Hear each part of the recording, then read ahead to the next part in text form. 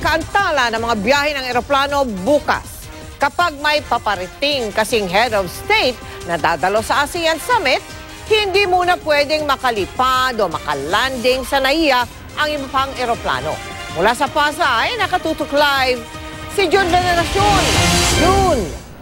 Mel, itong nakikita niyo sa aking likuran, bahagi itong tinatawag na air defense para sa 30th ASEAN Summit.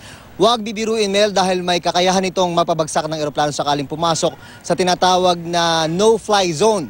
Sa mga pasahero naman ng mga eroplano, asahan na ang delay sa mga biyahe bukas dahil sa mga paparating na heads of state.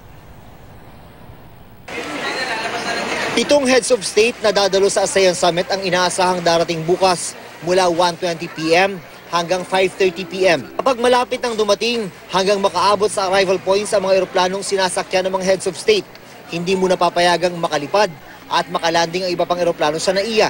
Kaya yung may mga biyahe ng hapon hanggang gabi, asahan na raw ang delay sa kanilang mga flight mula 30 minuto hanggang 1 oras, sabi ng Civil Aviation Authority of the Philippines. Kung inabutan sila nung padating na leaders, kasi hindi natin maiwasan yan minsan, medyo lalagyan kasi natin ng mas malaking allowance yan for security reason. Asahan na rin daw na bahagyang maapektuhan ang daloy ng sasakyan sa NAIA area. Pero wala raw kaling isasara. Malaking tulong din daw ang NAIA Expressway. Kaya inaasahan ng ASEAN Summit Joint Task Force na hindi magkakabuhol-buhol ang traffic. Di raw gaya nung APEC Summit 2015. There will be no major disruption of traffic. We only have to lock down the PICC complex.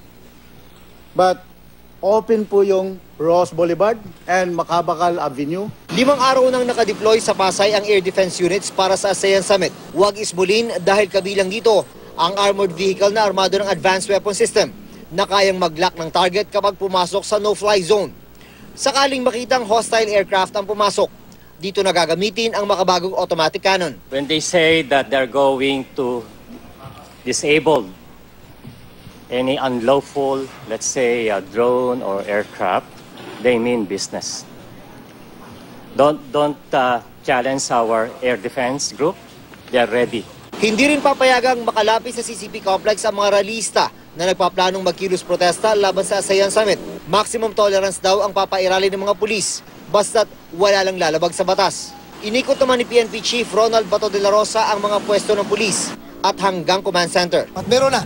May portalit sila, may tubig sila, may pagkain, may gamit. So far so good. I can see that the morale of troops is very high. Mel, sa mga militanteng grupo naman na nagpaplanong sabayan ng rally, yung pagsasagawa ng ASEAN Summit, pinayuhan sila ng PNP na sa mga Freedom Park na lang magsagawa ng kilos protesta dahil hindi raw sila papayagang makalapit sa CCP complex. Mel. Maraming salamat sa iyo, June Veneracion.